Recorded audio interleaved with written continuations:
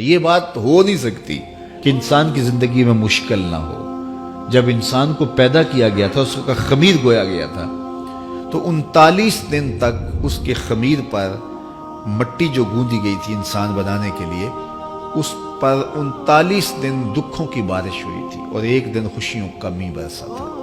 تو انسان کی زندگی میں خوشی اور غم اس تناسب سے ہے۔ لَقَدْ خَلَقْنَا الْإِنسَانَ فِي قَبْضٍ۔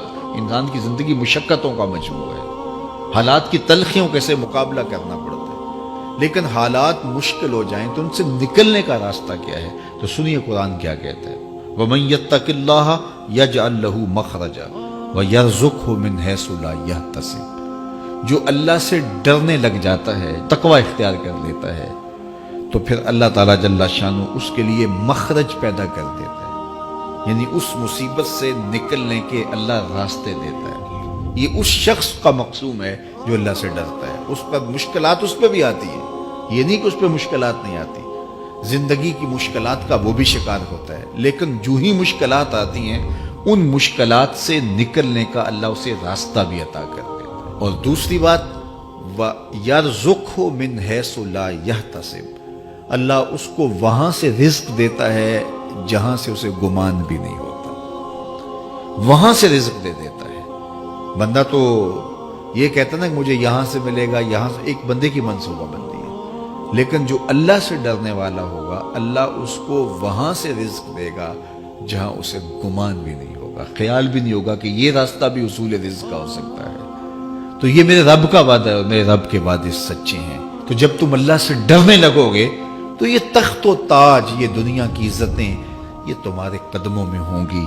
اس سے ڈرنے کا نتیجہ ہے جو تمہارا رب تمہیں عطا فرمائے گا۔ حضرت عمر رضی اللہ تعالیٰ عنہ کی خدمت میں ایک شخص آیا، اس نے کہا میرے ہاں اولاد نہیں ہے، تو آپ نے کہا استغفار پڑھا کرو۔ ایک دوسرا شخص آیا کہ صاحب بارشیں نہیں ہوتی، فرمایا استغفار پڑھا کرو۔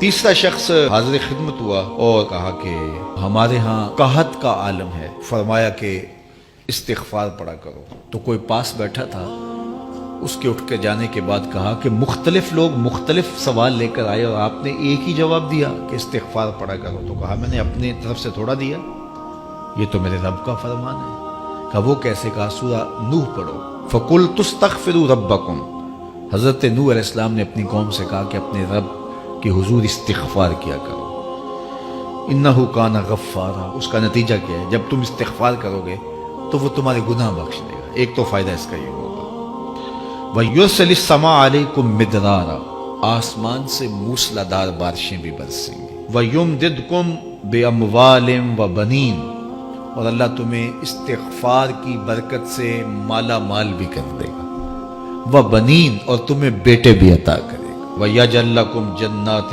وَيَجْعَلْ لَكُمْ أَنْهَارًا، تمہیں باغ بھی عطا کرے گا اور تمہیں چلتی ہوئی نہریں بھی عطا فرمائے گا۔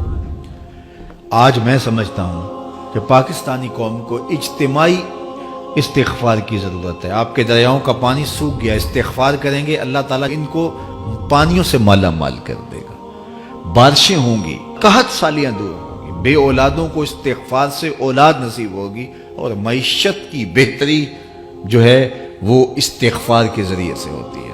تو یہ 5 چیزیں بیان